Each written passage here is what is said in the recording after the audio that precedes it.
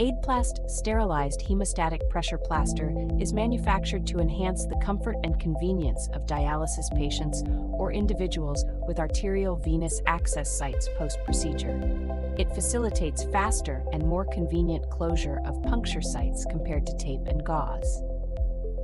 Before taking out the needle, the healthcare provider should peel off one of the two protective papers covering the adhesive part of the Aidplast pressure plaster.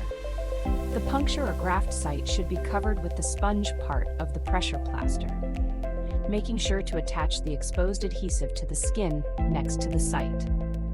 The healthcare provider should remove the needle while simultaneously covering the puncture site with the sponge part of the Aidplast pressure plaster. After removing the needle, the healthcare practitioner should promptly press down on the sponge and remove the second peel-off release paper. Then, firmly attach the second adhesive part of the dressing to the skin. To ensure a sealed closure around the puncture site, all sides of the sponge should be pressed down.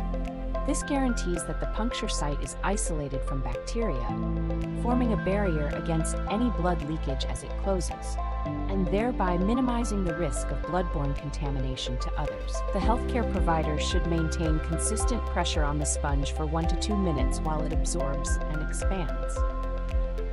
Subsequently, the patient should apply also pressure for an additional duration. The sponge pad expands when it contacts with blood and becomes several times thicker than its original size. It's attached to a plastic adhesive tape with low stretch, and when pressed down onto the puncture or graft site, it localizes and increases the direct pressure needed to close the site as fast as possible. The gentle but firm pressure enables the epithelium to close and begin the healing process without disrupting normal venous and arterial flow after dialysis or sampling procedures.